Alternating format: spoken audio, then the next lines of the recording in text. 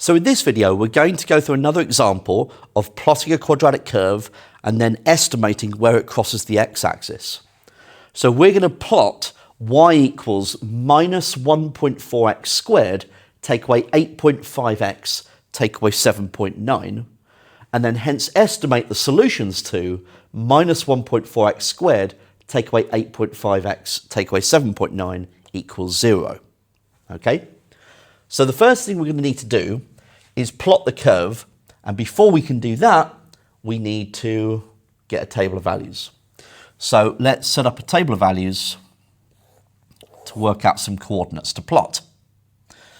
So let's go from minus 6 up to 0. Okay, up in ones, like so. Now, you can do this by substituting the values in individually. Now, you've got to be careful when substituting in negative values. So make sure you put a bracket around the minus 6 when you do this. So minus 1.4 times minus 6 squared, take away 8.5 times minus 6, take away 7.9. Okay? It won't matter so much here, but here, if you don't put a bracket around the minus sign, you're going to get one too many minus signs occurring, or one too few, actually, in that case. If you have a table function in your calculator, use that, because that'd be quicker. Then you can find them all out at the same time. So I'm going to do that. So minus 1.4x squared, take away 8.5x, take away 7.9. And I'm going to go from minus 6 up to 0 in ones.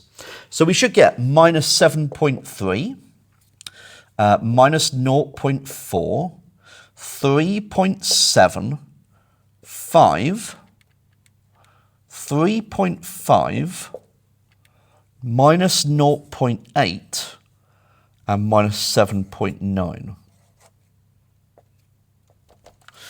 So there's a couple of points there that I can't actually plot on my grid.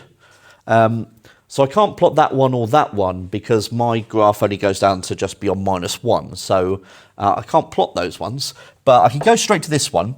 When x is minus 5, y is minus 0.4.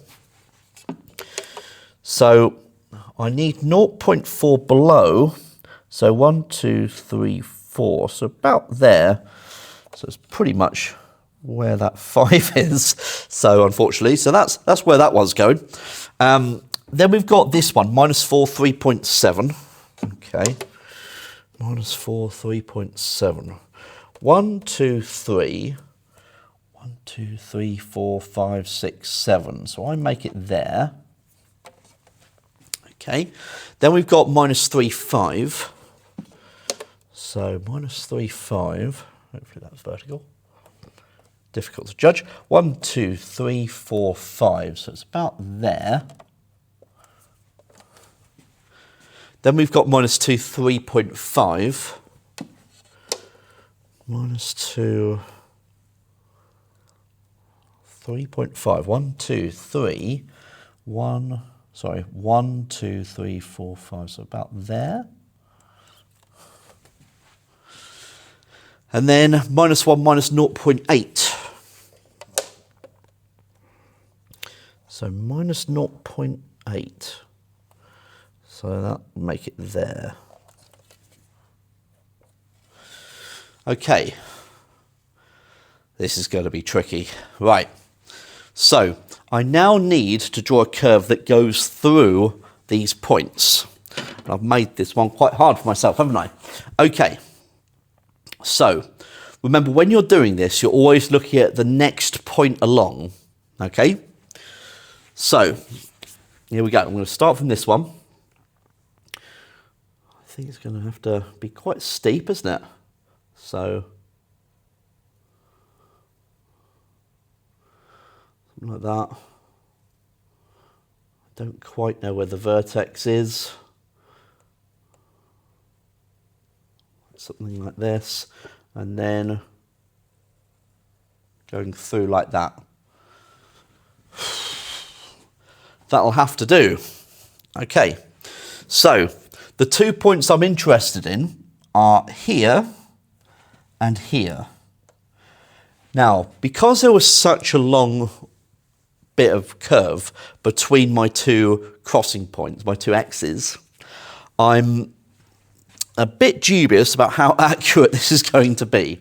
Let's just see what happens, shall we? So let's measure this out. So I'm making that about 1.5 centimetres, so minus 1.15.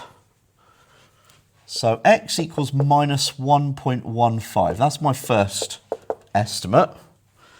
And this one looks to be about 1.5 below minus 5.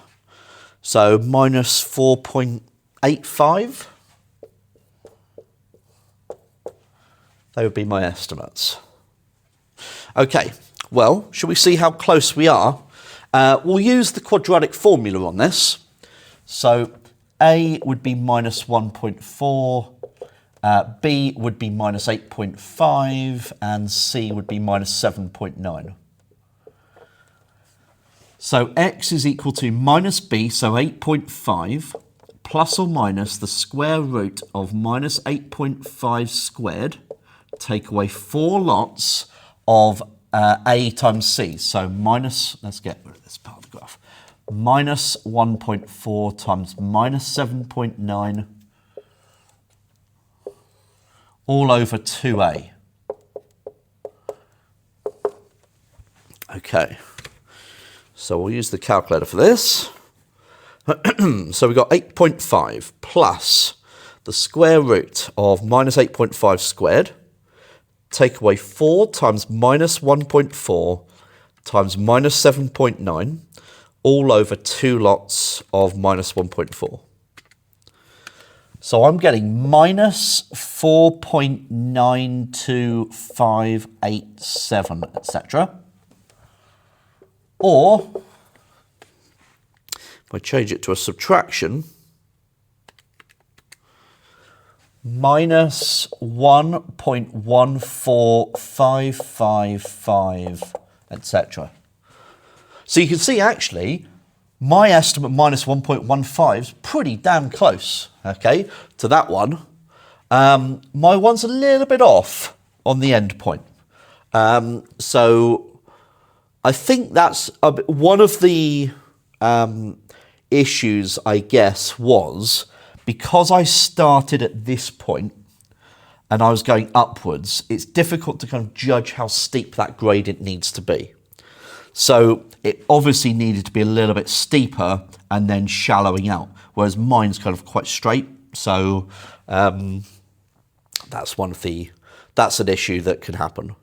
But remember, the point of this question is to make sure you can understand what this question's asking. So based on your curve, have you correctly estimated where your 2 points are where the curve crosses the x-axis?